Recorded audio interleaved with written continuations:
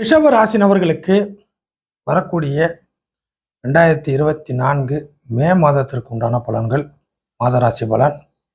ரிஷப ராசி நபர்களை பொறுத்தவரை மே மாதத்தில் 12ஆம் பாவத்துடன் மிக முக்கியமான கிரகங்கள் எல்லாமே இருக்குது. 11ஆம் பாவகத்தில் செவ்வாய். ஆக இந்த 2 இடம் தான் அதிகமான ஆக்டிவேஷனில் இருக்க போகுது ரிஷபராசிக்கு. அது மட்டும் இல்லாமல் ரிஷபராசியின் அதிபதியான சுக்கிரன் 12ல் இருக்கு.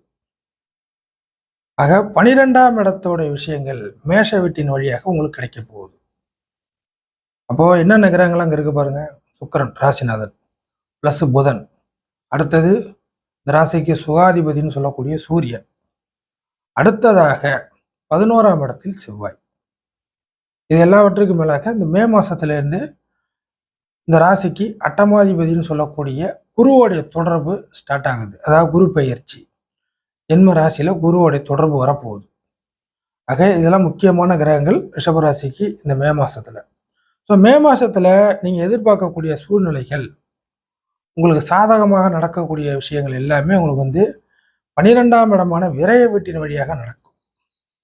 காரணம் என்னவென்றால் ராசிநாதனே போய் 12ல் இருக்கிறது இந்த காரணம் தான். ஆக செலவு, விரயம், இழப்பு, அலைச்சல், பயணம், இடநகர்வு, தூர இடத்தை சார்ந்து செய்கிறது, புதிய நபர்களை சந்திக்கிறது, உங்களுக்கு வேணுங்கிற விஷயத்த கொஞ்சம் ஸ்ட்ரெயின் பண்ணி, அதாவது கொஞ்சம் ரிஸ்க் எடுத்து, கொஞ்சம் ஈஸியாக இல்லாமல் கொஞ்சம் ஸ்ட்ரெயின் பண்ணி உங்களுக்கு கிடைக்க வேண்டிய சில பிரச்சனைகளை தீர்ப்பதற்கு கொஞ்சம் ஸ்ட்ரெயின் ஆகக்கூடிய நிலைமை இப்படிங்கிறதெல்லாம் ரிஷபராசி நபர்களுக்கு இந்த மாதத்தில் உண்டு.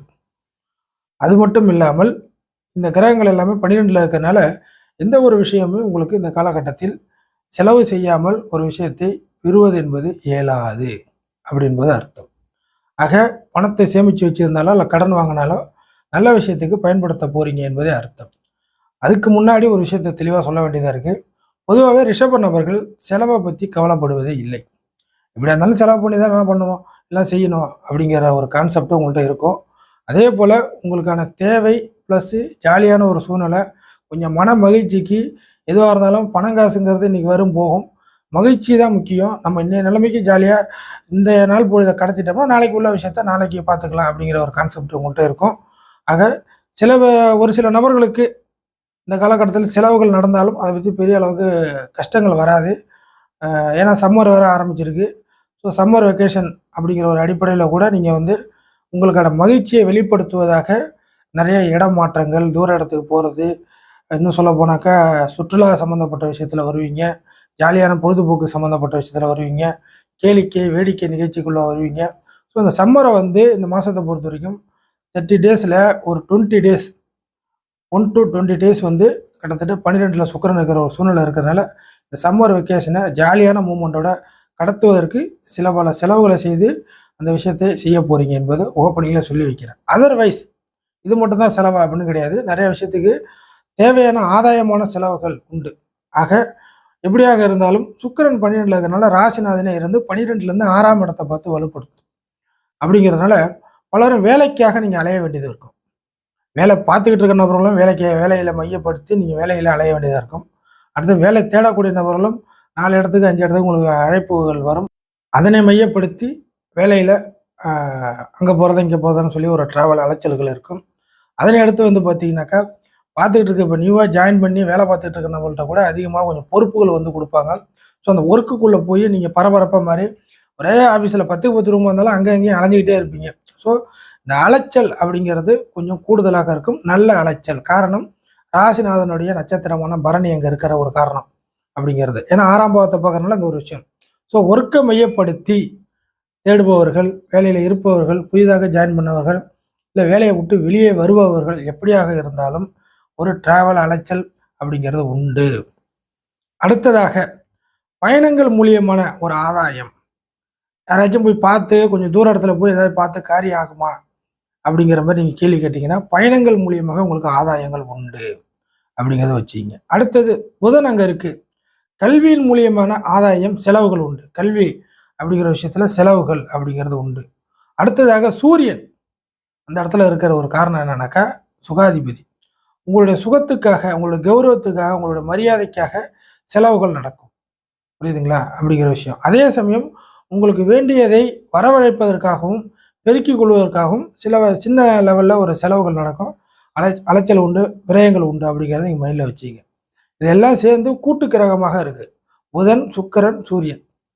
புரியுதுங்களா? இது வந்து கூட்டு கிரகம். அந்த கூட்டு கிரகத்தோட தொடர்பு 12ஆம் பாவத்துல இருக்கு. அப்ப என்ன நடக்குன்னாக்கா, இதனுடைய ஆதிபத்திய விசேஷத்தையும் பாருங்க.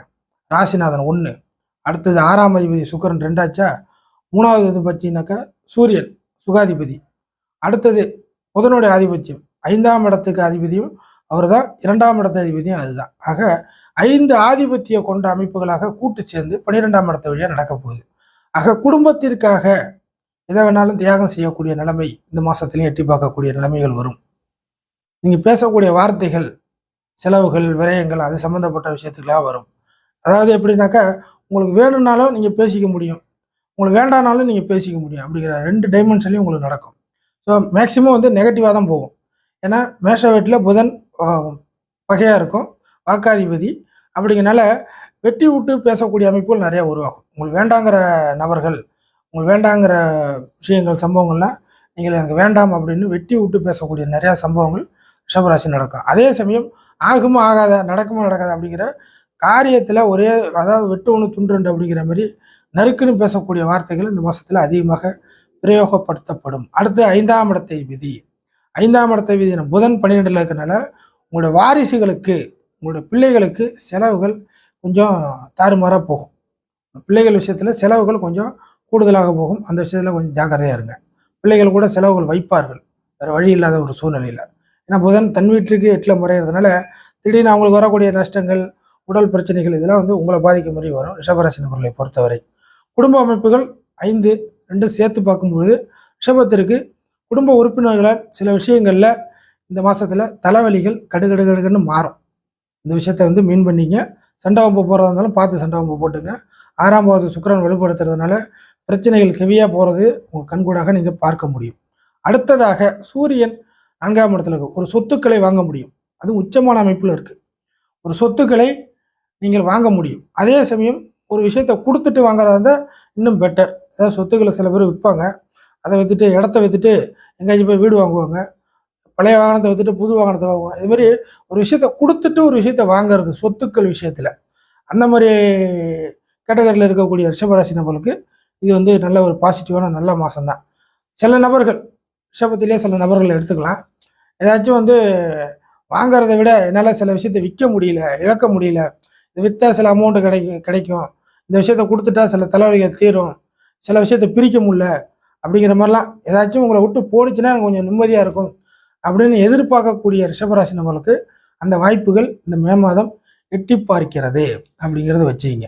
அடுத்ததாக ராசிநாதன் சுக்கிரன் தன் வீட்டுக்கு 12ல மறைஞ்சி 6 பார்க்கறது ஒரு பாயிண்ட் என்னன்னாக்கா, நீங்கள் உங்களை காப்பாற்றி கொள்வதற்காக சில விஷயங்கள்ல மனசுக்கு பிடிக்குதோ பிடிக்கலையோ அப்படிங்கிற கான்செப்டில் சில விஷயங்களில் சில டார்கெட்டுகளை இந்த மாதத்தில் ஃபிக்ஸ் பண்ணுற மாதிரி வரும். இது அடுத்தது இந்த ராசிநாதன் 10 தேதிக்கு, அதாவது பார்த்தீங்கன்னா லாஸ்ட் 10 தேதிங்கிற அமைப்பில் ரிஷப வீட்டிற்கு வரக்கூடிய காலகட்டத்தில் சில நல்ல சம்பவத்தை எதிர்பார்க்கலாம்.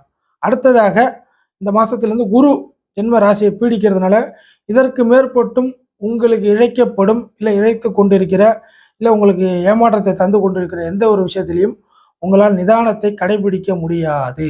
அதனுடைய அர்த்தம் என்னவென்றால், உங்களால் சகித்துக்கிட்டு போக முடியாது. கேள்விகள் கேட்டு நீதி நேர்மையின் அடிப்படையில் நீங்கள் ஃபைட் பண்ணுறதுக்கு தயாராக போகிறீர்கள் ரிஷபராசி நபர்களை பொறுத்தவரை. ஆக மனித உறவுகள் சம்பந்தப்பட்ட விஷயத்தில் நண்பர்களோ, குடும்ப உறுப்பினர்களோ, இல்லை வெளியில் முகம் தெரியாத ஏதோ ஒரு நபர்கள் மூலியமாக எந்த ஒரு இடத்துலையா இருந்தாலும் உங்களால் தவறுகளை பொறுத்து கொள்ள முடியாமல் தவறுகளை தட்டி கேட்கக்கூடிய நிலைமைக்கு வந்து, அது எப்படிப்பட்ட பிரச்சனையாக இருந்தாலும் பரவாயில்ல, இதுக்கு மேற்கொண்டு பொறுத்துக்க முடியாதுங்கிற ஒரு கண்டிஷனுக்கு ரிஷபராசி நபர்கள் மாறுவீர்கள். இந்த குரு உங்களுக்கு அந்த கேரக்டரை கொடுக்கும். அதற்கு அடுத்ததாக 7 மற்றும் 12 கூடிய செவ்வாய் ராகுவுடன் தொடர்புல வரக்கூடிய அமைப்பு 11 இருக்கிறதுனால ஆண்கள் மூலியமான சில பிரச்சனைகளை மாதத்தின் மையப்பகுதியில் சந்திப்பீர்கள். அது லாபம் மாதிரி தெரியும், ஆனால் இறுதியில் பஞ்சாயத்துகளை சந்திக்கக்கூடிய நிலைமை. நீங்கள் ஆண்களாகவே இருந்தாலும் ஆண்கள் மூலியமான சில ஏமாற்றத்தையும் பஞ்சாயத்துகளையும் மாதத்தின் மையப்பகுதியில் சந்திக்கக்கூடிய நிலைமை ரிஷபராசி நபர்களுக்கு உருவாக போகிறது.